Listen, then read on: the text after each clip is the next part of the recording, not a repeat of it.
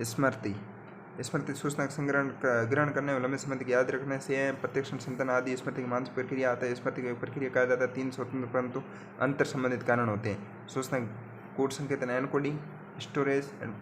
ये पहली अवस्था है। इसमें सूचना प्राप्त किया जाता है, उसका पंजीकरण किया जाता है, प्राप्त सूचना का अर्थ निकाला जाता है ताकि इसका पुनः उपयोग कर सकें।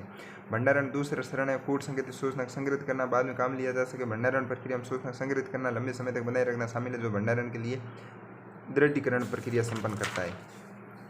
पुनरुद्धार रिट्राइवल यह स्मृति की तीसरी अवस्था है। यह संग्रहित जानकारी को जागरूकता में लाने की प्रक्रिया है ताकि इसका उपयोग विभिन्न संज्ञानात्मक कार्यों में किया जा सके, समस्या समाधान या निर्णय लेने में।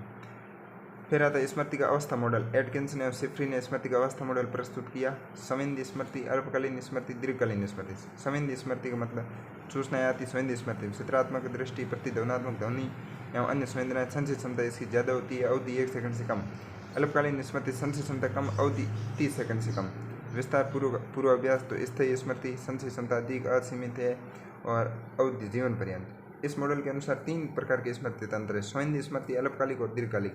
संवेदी स्मृति जो सभी प्रकार ज्ञानेंद्रिय से परिशुद्धता के साथ सूचना ग्रहण करता, प्राप्त सूचनाएं मूल सूचनाओं की प्रतिकृति होती है। इसकी वृहत भंडारण क्षमता परंतु अत्यल्प समय के लिए।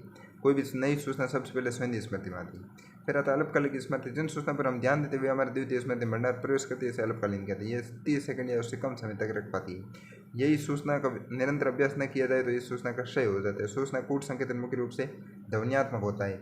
मिलर के अनुसार अल्पकालीन स्मृति की क्षमता को खंडीयन विधि द्वारा बढ़ाया जा सकता है।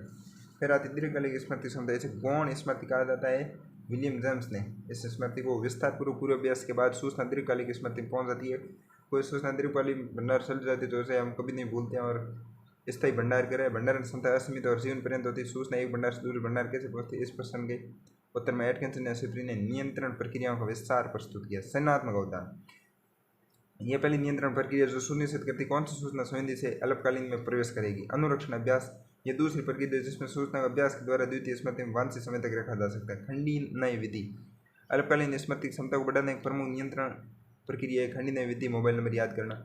और विस्तार पूर्वाभ्यास, इस नियंत्रण प्रक्रिया द्वारा सूचना अल्पकालीन स्मृति से दीर्घकालीन स्मृति में प्रवेश करती है और आवश्यकता पड़ने पर सूचना के उपयोग में सक्षम बनाती है। इसमें धारित की जाने वाली सूचना दीर्घकालीन स्मृति में पूर्व नियत सूचना के साथ जोड़ने का प्रयास किया जाता है। टल्विंग का स्मृति मॉडल, दीर्घकालिक स्मृति स्पष्ट और अस्पष्ट। स्पष्ट होती घोषणापूर्वक और ये होती प्रक्रिया मूलक स्मृति। उदाहरण तथ्य डेटा सूचना। अस्पष्ट में कार्य को कैसे करना, उदाहरण साइकिल चलाना, भावनाएं। और स्पष्ट स्मृति में घटनापरक और अर्थगत या आर्थ स्मृति, व्यक्तिगत अनुभव। उदाहरण बचपन में माँ द्वारा पिटाई, पहली बार स्कूल जाना। सामान्य तथ्यात्मक सूचना, उदाहरण 2 + 4 = 6। स्मृति का बार्टलेट मॉडल, बार्टलेट के अनुसार स्मृति एक सक्रिय प्रक्रिया है जिसमें व्यक्ति पूर्वाग्रह स्वयं के अनुभव या आवश्यकताओं आदि के अनुसार परिवर्तित होता है। बार्टलेट ने अपने सिद्धांत की व्याख्या तो स्कीमा शब्द का प्रयोग किया। स्कीमा भूतपूर्व अनुभव में ज्ञान का संगठन है जो आने वाली सूचना के विश्लेषण, भंडारण एवं पुनरुद्धार को प्रभावित करता है। प्रयोग सिनेमा हॉल में मूवी देखा कर। फिर आता है केक लॉकहार्ट का सिद्धांत, सूचना प्रसंस्करण उपगम। उतला या निम्न प्रसंस्करण, गहन प्रसंस्करण। उतला है संरचना, स्वानिक विशेषताओं का विश्लेषण, भौतिक विशेषताओं पर अध्ययन, कम समय तक याद रहती है। गहन प्रसंस्करण, अर्थगत कूट संकेतन, सूचनाओं का अर्थ निकाला जाता है, लंबे समय तक याद रहती है। फिर आता है फॉरगेटिंग या विस्मरण, पूर्व में सीखे गए अनुभव या धारण की गई सूचना किसी कारण खो देने की प्रक्रिया विस्मरण या भूलना कहता है। अभिज्ञान ने विस्मरण के सर्वप्रथम प्रयोगात्मक अध्ययन आरंभ किए। उन्होंने अध्ययन के आधार पर बताया कि अधिगम एवं धारण के बीच समय का अंतर जितना बढ़ाया जाता है, धारण की मात्रा उतनी कम होती है। प्रारंभ में स्मृति में तीव्र ह्रास होता है, उसके बाद अवनति गिरावट बहुत कार्मिक एवं धीमी गति से होती है। ये है एविंगास ब्रक। इसमें विस्मरण की मात्रा ये धीरे धीरे कम हो रही है जैसे जैसे सीखने बाद के समय धारण की मात्रा। और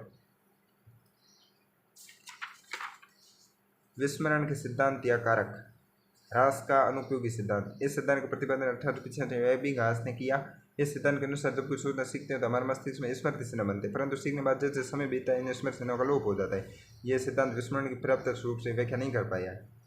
अवरोध या व्यवधान के सिद्धांत, इस सिद्धांत के अनुसार सीखने और याद करने में विभिन्न पदों के बीच शास्त्रीय स्थापित हो जाता है। ये बिना किसी आपसी द्वंद के स्वतंत्र रूप से स्मृति में रहते हैं, किंतु पुनरुद्धार के समय इन शास्त्रीय में पुनरुद्धार हेतु प्रतिस्पर्धा होती है, जैसे अवरोध उत्पन्न होता है। इसके 2 प्रकार होते हैं, अग्रलक्ष्य या अग्रोन्मुखी अवरोध या व्यवधान। जब कोई पहले सीखी गई क्रिया बाद में सीखी गई क्रिया के प्रत्यावन में अवरोध बनती है। उदाहरण पुराना मोबाइल नंबर याद होने के कारण नए नंबर याद करना, प्रत्यावन न कर पाना। पूर्वलक्षी या पृष्ठोन्मुखी अवरोध या व्यवधान। नई सूचना के एक तुरंत बाद पुरानी सूचना को स्मरण करने में कठिन है। दोस्त, नए मोबाइल नंबर याद रहने पर पुराना याद न आना।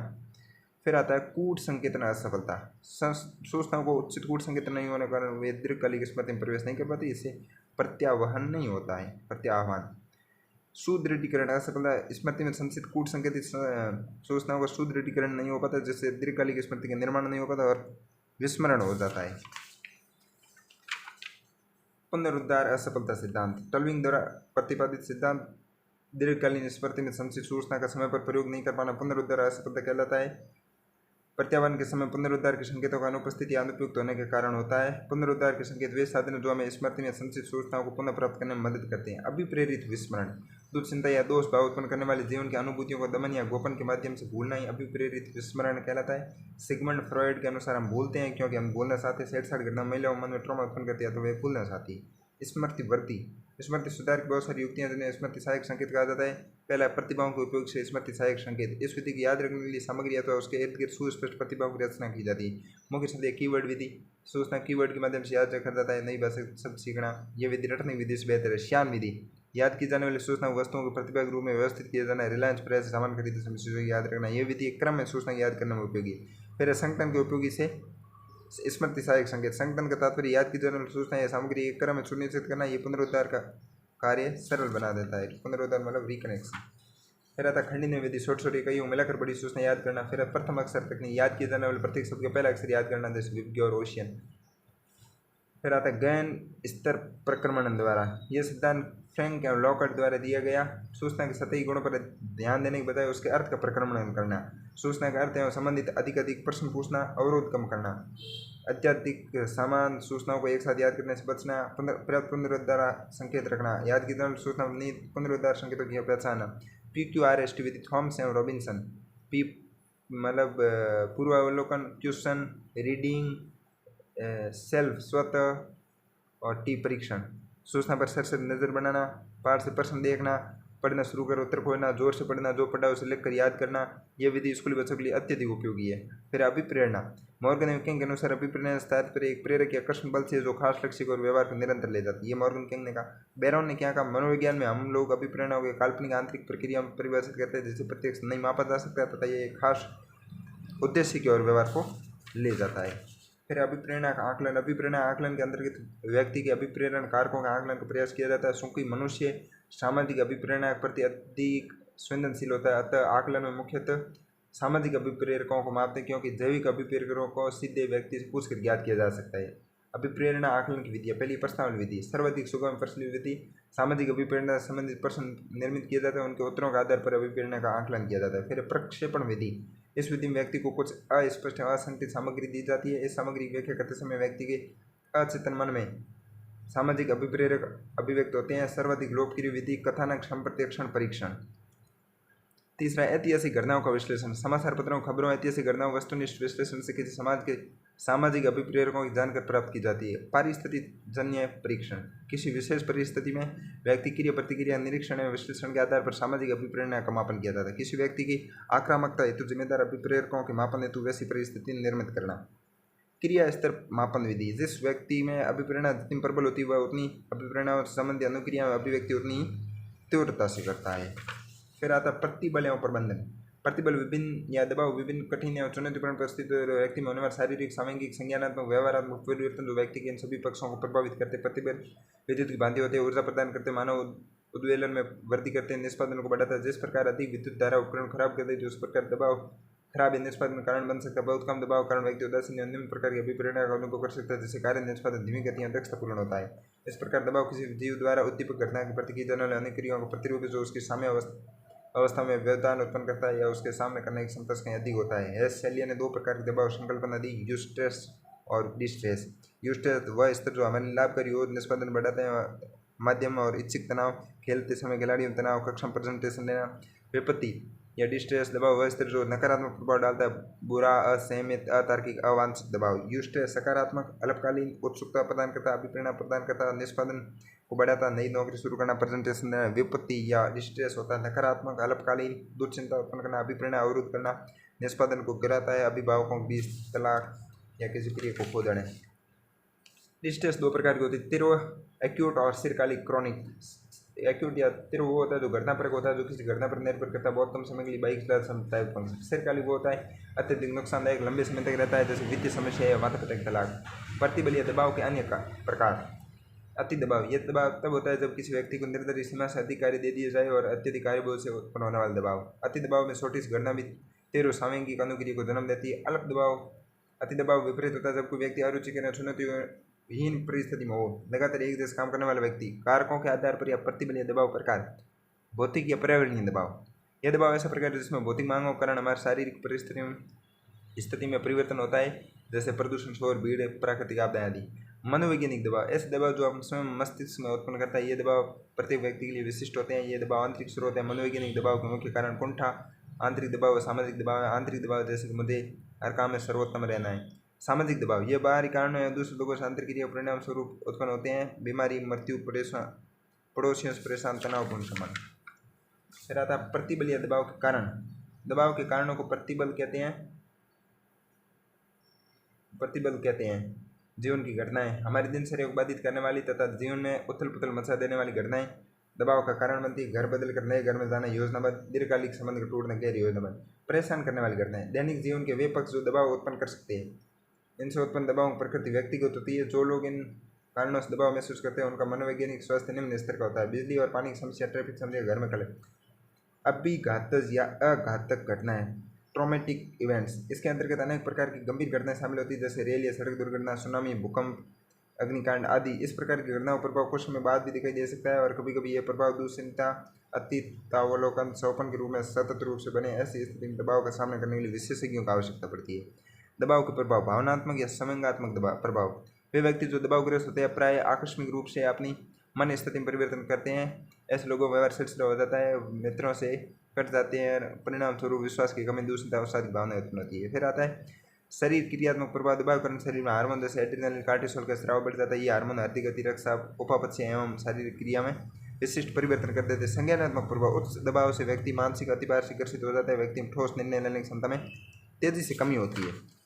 घर में जीविका में गलत निर्णयों द्वारा तर्क वितर्क, असफलता, वित्तीय घाटा, यहाँ तक नौकरी में क्षति हो सकती है। एकाग्रता में कमी, अल्पकालिक स्मृति क्षमता में कमी इसके परिणाम स्वरूप हो सकती है। व्यवहारात्मक प्रभाव, दबाव का प्रभाव हमारे व्यवहार पर स्पष्ट दिखाई देता है। कम पौष्टिक भोजन, उत्तेजक पदार्थ का सेवन और ड्रग्स का सेवन करना। कुछ प्रमुख प्ररूपी व्यवहारात्मक प्रभाव है। निंद्रा, प्रतिरूप में गड़बड़, अनुपस्थिति में वृद्धि एवं कार्य निष्पादन में ह्रास। दबाव के लक्षण, संज्ञानात्मक लक्षण, कमजोर स्मृति, एकाग्रता का अभाव, गलत निर्णय, केवल नकारात्मक देखना। संवेगात्मक लक्षण, मन स्तर में लगातार परिवर्तन, आराम न कर पाना, डर, अवसाद, अकेलेपन का भाव। शारीरिक लक्षण, सिर दर्द, सीने में दर्द, चक्कर आना, तेज हृदय गति।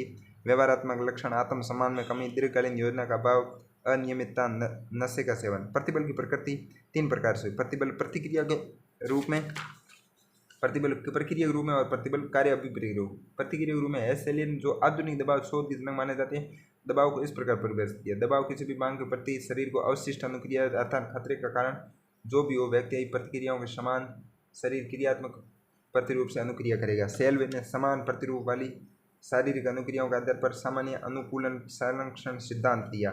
शैली ने बताया कि दबाव का सामना करते समय व्यक्ति द्वारा किस प्रकार अनुक्रियाएं की जाती है। इसमें 3 चरण शामिल है। सचेत प्रतिक्रिया चरण, अलार्म रिएक्शन स्टेज। किसी हानिकारक परिस्थिति के कारण एड्रिनल फ्यूज कॉर्टेक्स अधिक सक्रिय हो जाता है। इसमें ग्रंथियों में हार्मोन श्रवण बढ़ जाता है, जिससे व्यक्ति अनुक्रिया करने के लिए प्रेरित होता है। इसमें व्यक्ति संघर्ष में पलायन लिए तैयार हो जाता है। प्रतिरोध चरण, यदि दबाव दीर्घकालीन होता है तो प्रतिरोध चरण प्रारंभ होता है। इससे हमारा तंत्रिका तंत्र संसाधनों का अधिक सावधानीपूर्वक प्रयोग करने के लिए प्रेरित करता है। इस समय जीव खतरे के सामने मुकाबले करने का प्रयास करता है। परिश्रांति चरण, एक्सॉस्टेशन स्टेज। दीर्घकालीन दबाव कारकों के कारण हमारे शरीर के संसाधन निष्कासित हो जाते हैं, जिसके कारण परिश्रांति का तीसरा चरण आता है। इस चरण में प्रथम 2 चरणों में कार्यरत शरीर क्रियात्मक तंत्र अप्रभावित हो जाते हैं। इस चरण में दबाव संबंध रोगों जैसे उच्च रक्तचाप की संभावना बढ़ जाती है। सामान्य प्रतिरोध का स्तर, सचेत प्रतिक्रिया, प्रतिरोध चरण, परिश्रांति चरण। प्रतिबल प्रक्रिया के रूप में दबाव न हो तो बाहरी परिवेश नहीं मानव शरीर के भीतर पाया जाता है, बल्कि दबाव प्रक्रिया जो व्यक्ति और पर्यावरण बीच पाई जाती है। दबाव एक गत्यात्मक, मानसिक या संज्ञानात्मक अवस्था। दबाव की प्रकृति की कैसी है, ये व्यक्ति के दबाव के मूल्यांकन पर निर्भर करता है। लेदरस एवं फॉकमैन के अनुसार दबावपूर्ण स्थिति के प्रति व्यक्ति की अनुक्रिया घटनाओं को प्रत्यक्ष एवं उनकी व्याख्या या मूल्यांकन पर निर्भर करती है। प्राथमिक मूल्यांकन, दबाव कारण का मूल्यांकन। यह एक नए या बदलते वातावरण के परिणाम के प्रति सकारात्मक, नकारात्मक और तटस्थ दृष्टिकोण नकारात्मक घटनाओं का मूल्यांकन उसके संभावित नुकसान या खतरे की चुनौती के रूप में किया जाता है। द्वितीयक मूल्यांकन, उपलब्ध संसाधनों का मूल्यांकन। जब हम किसी घटना का प्रत्यक्ष दबावपूर्ण घटना के रूप में करते हैं, ये व्यक्ति की संसाधन क्षमता इत्यादि का मूल्यांकन होना कि क्या चुनौती के सामने करने के लिए संसाधन पर्याप्त है। ये संसाधन शारीरिक, मानसिक, सामाजिक, व्यक्तिगत प्रकार के हो सकते हैं। ये मूल्यांकन अत्यंत आत्मनिष्ठ होते हैं, अनेक को नेतृत्व करते हैं। दबावपूर्ण परिस्थितियों से निपटने पूरे अनुभव के दबाव में घटना नियंत्रणीय है कि नहीं उत्पन्न होने वाली। कार्य अभिप्रेरक रूप में होम्स एवं राय के द्वारा दिए गए इस सिद्धांत, इन्होंने दबाव को स्वतंत्र स्तर के रूप में देखा और दबाव का अनुभव के बजाय अनुभव कारण के रूप में देखा। प्रतिबल प्रबंधन का या प्रतिबल सामना, दबाव का मुकाबला करना और दबाव के प्रति गतिशील स्थिति विशिष्ट प्रतिक्रिया है। यह दबाव पूर्ण स्थितियों के लिए ठोस या मूर्त प्रतिक्रियाओं का एक समूह जो समस्या को हल करने और दबाव को कम करने के उद्देश्य से की जाती है। एडलर पार्कर का सिद्धांत TEA, कृत्य अभिविन्यस्त युक्त, टास्क ओरिएंटेड स्ट्रेटेजी। इसमें दबावपूर्ण स्थिति सूचना एकत्रित करना, विश्लेषण करना, समाधान वैकल्पिकों का पता लगाने से समय सामने बनाना। समय अभिविन्यस्त युक्ति, इमोशन ओरिएंटेड स्ट्रेटेजी। इसमें आशा बनाए रखने, भावनाओं को नियंत्रित करने का प्रयास शामिल है। कुंठा या क्रोध को अभिव्यक्त किया जाता है, निर्णय करना या परिस्थिति को बदला नहीं जा सकता। परिहार अभिविन्यस्त युक्ति, अवॉइडेंस ओरिएंटेड स्ट्रेटेजी। इसमें स्थिति गंभीर तक नकारना और दबावपूर्ण विचारों को जानबूझकर दमन करें और उसके स्थान पर आत्मरक्षित विचारों पर प्रतिस्थापन करना, टीवी देखना, दोस्त भावना पर बात करना। फिर दूसरा आता है लेजर ऑफ हॉफमैन का सिद्धांत। इसके अनुसार दबाव सामना करने में गत्यात्मक प्रक्रिया व्यक्तिगत विशेषक गुण या गुण नहीं है। समस्या केंद्रित उपाय, सीधे समस्या पर हल निकालना, जागरूकता ज्ञान के स्तर में वृद्धि करना और दबाव का सामना करने संज्ञानात्मक या व्यवहारात्मक विकल्प में वृद्धि करता है, जैसे मन में योजना बने और उसका क्रियान्वयन करना। स्वयं केंद्रित उपाय, ये मुख्यतया मनोवैज्ञानिक परिवर्तन लाने हेतु उपयोग की जाती है। इसके द्वारा घटना में परिवर्तन लाने का अल्पतम प्रयास करते हुए उसके कारण उत्पन्न होने वाले संज्ञात्मक विघटन के प्रभाव को सीमित करने का प्रयास किया जाता है। मैंने कुछ कार्य किया ताकि मेरे भीतर से वह निकल जाए। प्रतिबल प्रबंधन की तकनीक है। इससे अभिप्राय है कि ऐसी क्षमता विकसित करें जिससे प्रतिबल बढ़ने से पहले ही कम हो जाए या फिर उन स्थितियों से कुशलतापूर्वक निपट सके जिससे प्रतिबल उत्पन्न होता है। फिर आता है मानसिक प्रतिरक्षक भी कहते हैं। प्रमुख तकनीक, विश्रांति तकनीक, वे सक्रिय कौशल जिनके द्वारा दबाव के लक्षणों या बीमारियों प्रभाव में कमी की जा सकती है। मन को शांत विश्राम करने का अभ्यास करना, गहरी श्वास लेना, प्राणायाम, मांसपेशी विश्राम अवस्था। ध्यान सक्रिय चेतन परिवर्तित स्थिति उत्पन्न करता है, ध्यान केंद्रित कर। जैविक पृष्ठपोषक, यह प्रतिबल के मनोवैज्ञानिक कारणों का नियंत्रण करने और कम करने की विद्या। इसमें मनोवैज्ञानिक क्रियाओं के बारे में फीडबैक दिया जाना शामिल है। इसमें 3 चरण है। शरीर क्रियात्मक अनुक्रिया के बारे में जागरूकता करना, उदाहरण हृदय गति के प्रति जागरूकता। शरीर क्रियात्मक अनुक्रिया को कुछ विशिष्ट स्थितियों में नियंत्रण करना, दैनिक जीवन में इनका अंतरण करना। फिर आता है सृजनात्मक मानस प्रत्यक्षीकरण, क्रिएटिव विजुअलाइजेशन। ये आत्मनिष्ठ अनुभवों की एक प्रक्रिया है। इसमें किसी लक्ष्य के साथ जुड़े काल्पनिक क्षेत्रीय विचार मूल में बनाए जाते हैं। इसे शांत मन, शरीर विश्राम अवस्थाएं, आंख बंद कर करना चाहिए। संज्ञानात्मक व्यवहार तकनीक, कोग्निटिव बिहेवियर टेक्निक, ये विधियाँ व्यक्ति के दबाव के प्रति रक्षा के उद्देश्य से अपनाई जाती है। इसमें व्यवहार में किए गए परिवर्तन शामिल है, जैसे कृतज्ञता।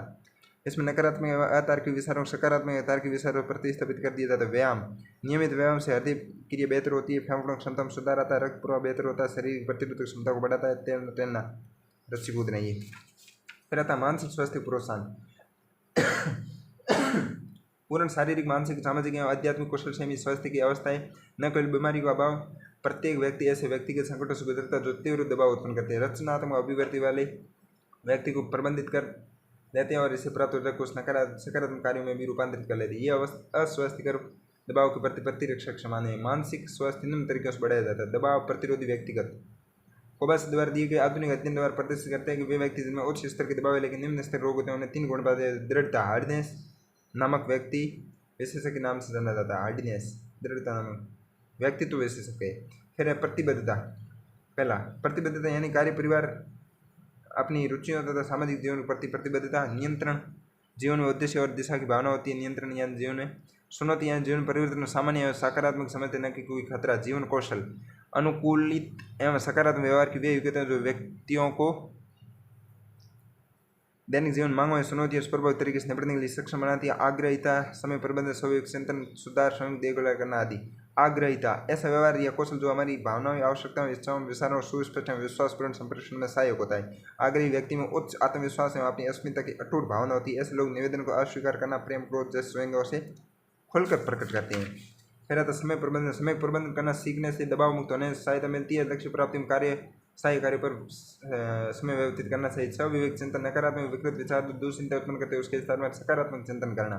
संबंधों में सुधार, संप्रेषण, सुदृढ़ एवं स्थायी संबंधों कुंजी। इसमें 3 अत्यावश्यक कौशल नहीं थे। सुनना कि दूसरे व्यक्ति क्या कर रहा है, अभिव्यक्त करना कि आप कैसे सोचते हैं या महसूस करते हैं, और दूसरों के मतों को स्वीकार करना, साथ ही आपसे भिन्न हो, स्वयं की देखभाल करना, स्वयं को स्वस्थ एवं विश्रांत रखने से दैनिक जीवन को निपटने के लिए शारीरिक एवं भावनात्मक रूप से तैयार रहा जा सकता है। असहायक आदतों पर विजय पाना, ऐसे आदतों पर विजय पाना जो अल्पकाल हेतु दबाव का सामना करने हेतु सहायक होती, किंतु व्यक्ति को दबाव के सामने अधिक असुरक्षित बना देती। पूर्णतावादी होना, कार्यों को टालना, परिहार इत्यादि। सामाजिक अवलंब या सहयोग, ऐसे व्यक्तियों का अस्तित्व या उपलब्धता जिन पर हम विश्वास रख सकते हैं, जो स्वीकार करते हैं, उन्हें हमारी परवाह करते हैं, उनके लिए अमूल्यवान है, जो हमें प्यार करते हैं, यही सामाजिक अवलंब की परिभाषा। सामाजिक अवलंब दबाव के विरुद्ध संरक्षण प्रदान करता है। सामाजिक अवलंब के प्रकार। मूर्त अवलंब, महत्वपूर्ण साधनों जैसे धन, वस्तु, सेवा आदि की सहायता, उदाहरण नोट शेयर करना। सूचनात्मक अवलंब, किसी व्यक्ति द्वारा पहले सामना की गई दबावपूर्ण घटना के बारे में सूचना देना, आरएस परीक्षा पैटर्न के बारे में जान कर देना। फिर आता है सामयिक अवलंब, कोई आश्वस्त करे कि आप प्रिय मूल्यवान है, अवसाद चिंता जैसे मनोवैज्ञानिक व्यथक घटना में प्रभावी है। अन्य कार्य के संतुलित भोजन, व्यवहार, सकारात्मक अभिव्यक्ति, सकारात्मक चिंतन इत्यादि भी मानव तनाव कम करने में सहायक होते हैं।